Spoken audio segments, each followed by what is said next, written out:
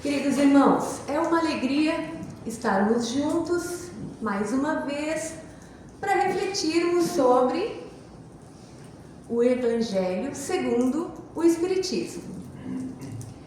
Mas hoje eu não quero apenas refletir com vocês. Hoje eu quero pedir licença para contar uma história. E vou pedir também que se permitam virem comigo. Mas por que uma história? Porque Jesus, o maior contador de histórias que conhecemos, nos mostrou que a verdade pode se revelar em parábolas. Ele nos ensinou que podemos encontrar a luz em um simples conto. E faremos isso hoje à luz dos ensinamentos da doutrina espírita. Hoje, a nossa reflexão se aprofundará no capítulo 27, Pedi e obtereis, do Evangelho segundo o Espiritismo. E para isso, vamos explorar os itens de 9 a 17 deste livro, que trazem a essência do que é orar.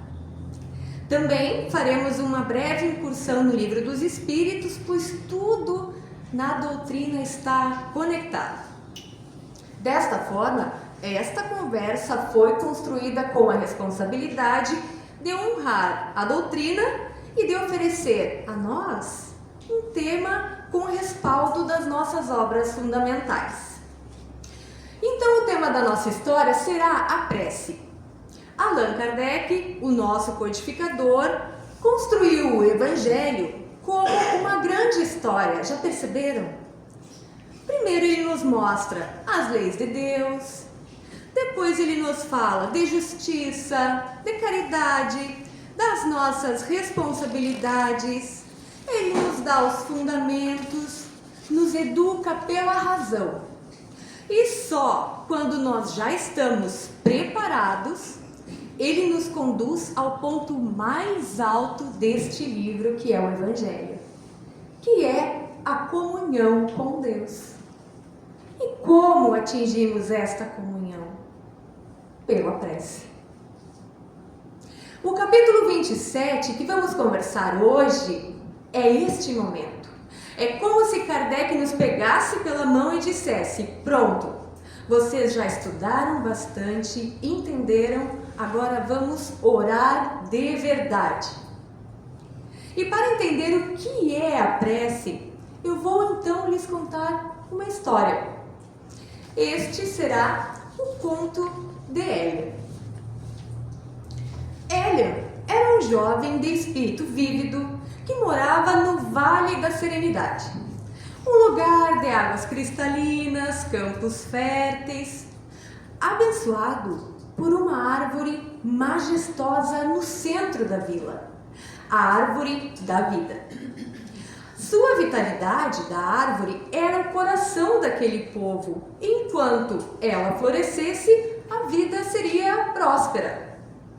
Os anciãos daquela vila tinham uma grande responsabilidade.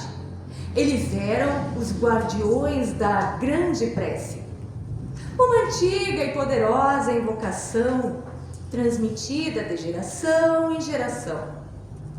Eles a recitavam todos os dias na praça principal, acreditando que a força das suas palavras era a fonte da vitalidade do vale. Acreditavam que a oração era um ritual a ser cumprido, como a forma certa de falar, com palavras certas, em horas certas. Mas uma tristeza se espalhara.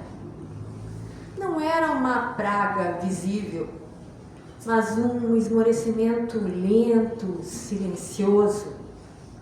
As águas pareciam menos límpidas. A árvore da vida perdia seu brilho e uma névoa de tristeza se abatia no vale. Os anciãos se reuniam na praça lamentando, mas sem saber o que fazer. Eles recitavam a grande prece, mas as palavras pareciam vazias. Elian observava a tristeza dos mais velhos e sentia em seu peito um incômodo crescente. Ele sentia que não podia ficar parado, aceitando aquela derrota silenciosa. Ele sentiu um chamado, sentiu que precisava fazer algo, mas não para encontrar uma felicidade, para encontrar uma conexão perdida. Ele foi até os anciãos e perguntou: por que a grande prece não funciona mais? As palavras não são as mesmas dos nossos antepassados? Um dos anciãos suspirou.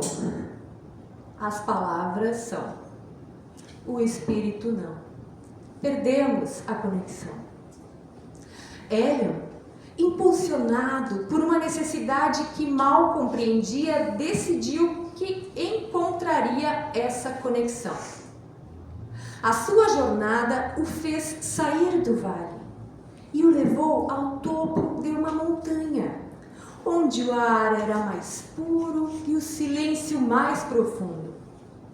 Lá, ele encontrou um velho eremita que vivia só, um guardião de segredos antigos. Era o guardião da montanha.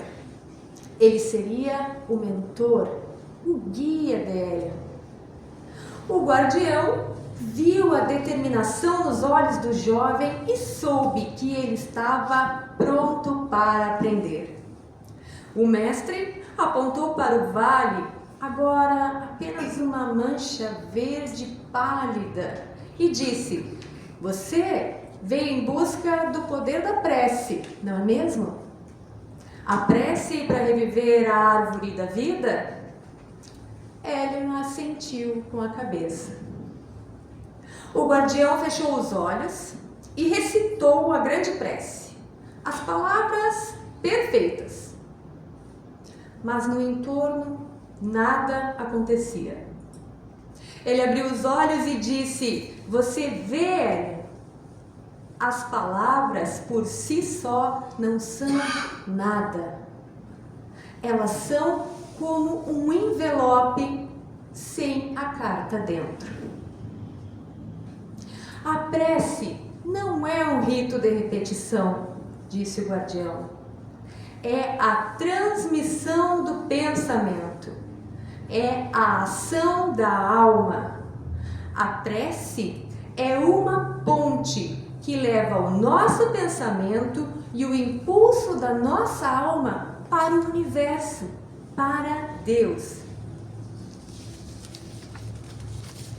Meus irmãos, essa é a essência do que nós encontramos no Evangelho segundo o Espiritismo, no capítulo 27, que estamos vendo hoje, no item 9.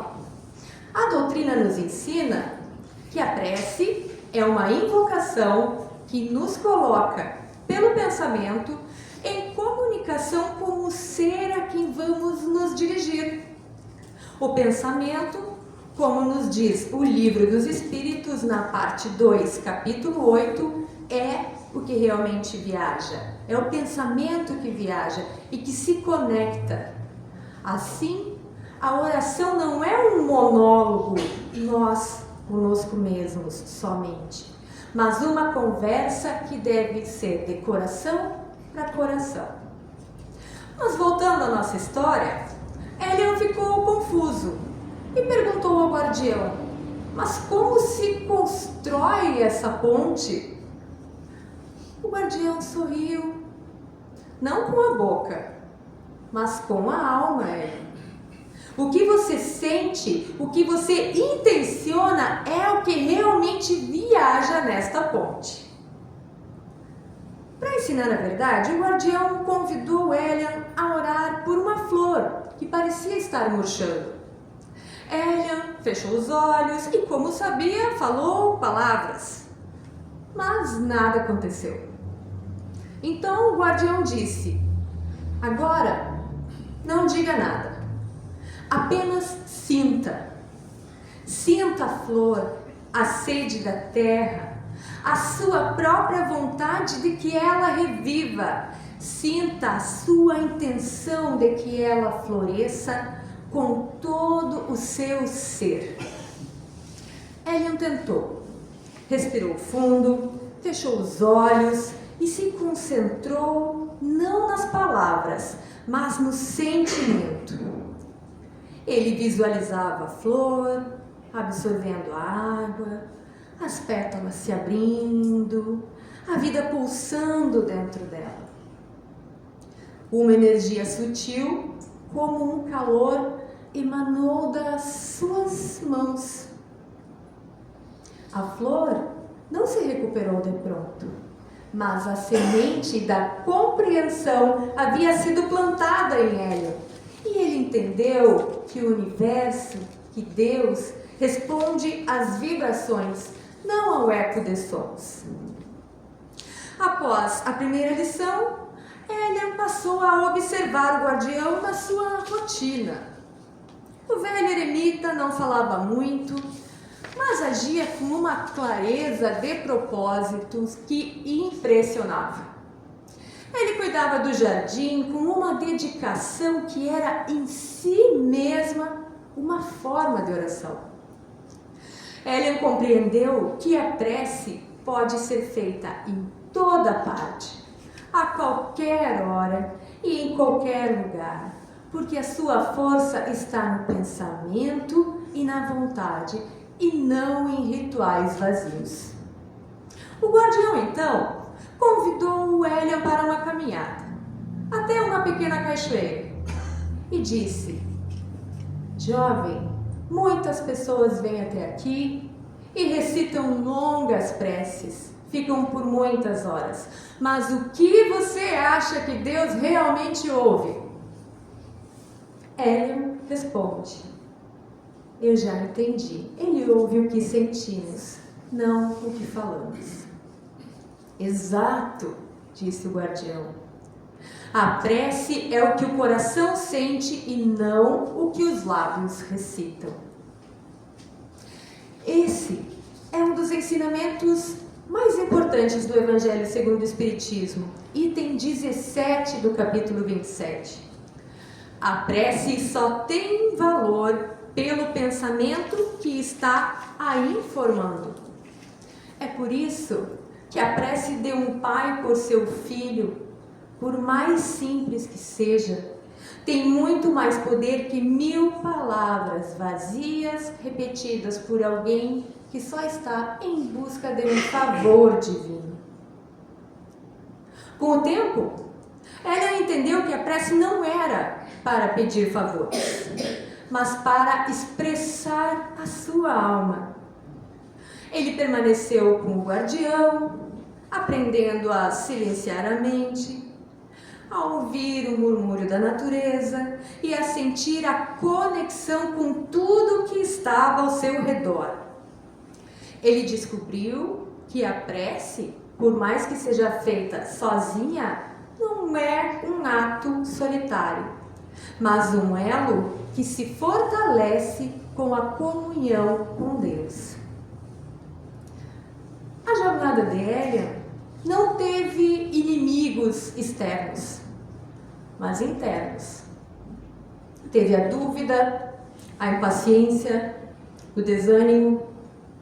O guardião foi o seu aliado, como são para nós os bons espíritos. E o seu aliado foi a fé, o seu escudo. Antes de partir, o guardião lhe deu um último conselho. Lembre-se, Elian, que a prece não é um atalho para a felicidade. Deus não vai simplesmente lhe dar o que você quer, mas o que você precisa para evoluir. Deus recompensa a intenção, o devotamento e a fé. A prece é sempre agradável a Deus quando ditada pelo coração. Essa é a lição que traz a questão 658 do Livro dos Espíritos e que nos esclarece que a intenção é tudo para Deus. A prece de um homem vicioso, que não expressa a verdadeira piedade e que não está alinhada com os seus atos, carece de poder, quer dizer, não tem força.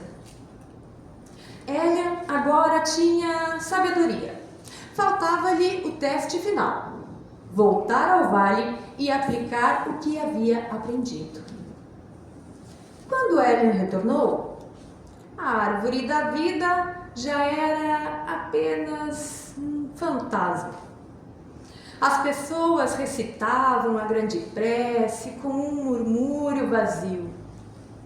Ele se aproximou e disse: precisamos fazer uma prece com a alma, não com a boca.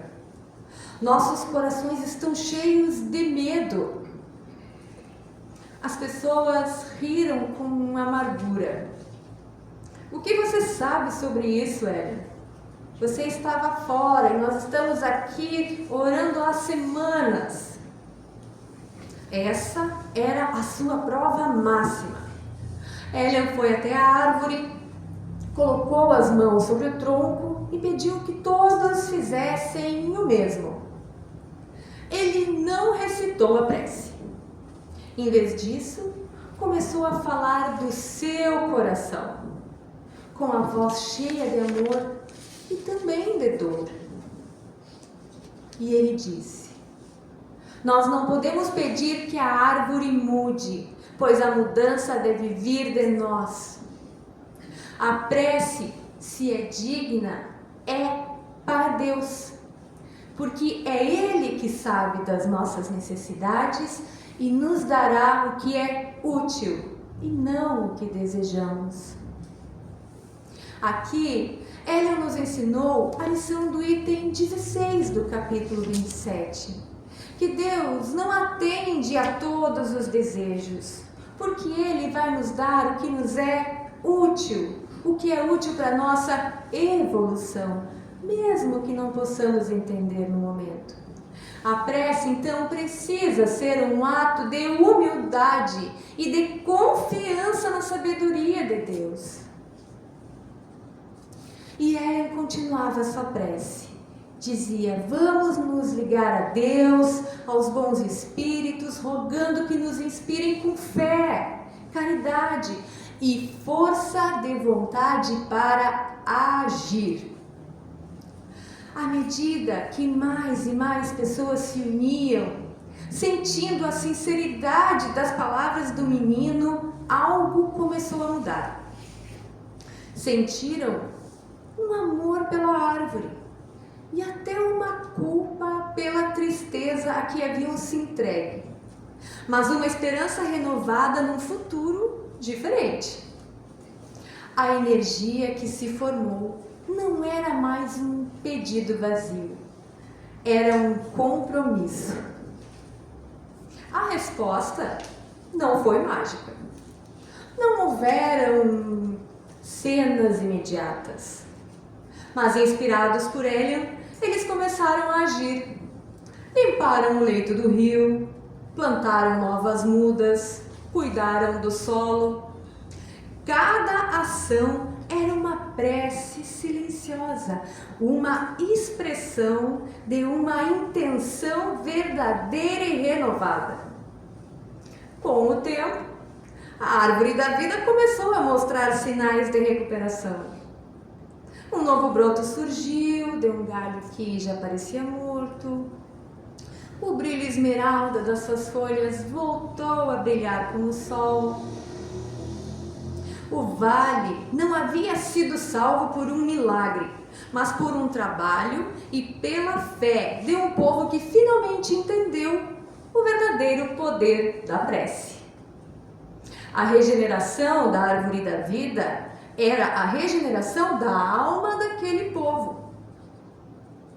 O retorno com as respostas não foi um tesouro material, mas o conhecimento de que a prece não é só um ato de submissão, mas de força interior, que não é só um pedido, é uma união com Deus, que não é para mudar o mundo, mas para nos dar força para fazermos o que podemos fazer para ajudar. E a maior de todas as preces é a que vem da alma e se traduz em ação movida pela intenção e pelo amor sincero. E assim, Hélio e o povo seguiram suas vidas, prontos para uma próxima. Eu pedi licença para contar essa história lúdica, porque eram muitos itens, então sintam-se convidados em suas casas a fazerem a leitura dos itens 9 a 17, e vocês vão lembrar do Hélio, do povo, da árvore. Meus irmãos, que cada um de nós leve consigo uma certeza, que a prece é uma ponte, a prece é estrada, a prece é viagem, e que nunca esqueçamos, Deus sempre escuta, sempre. Ele pode não responder como queremos, mas sempre responde como precisamos. Que assim seja.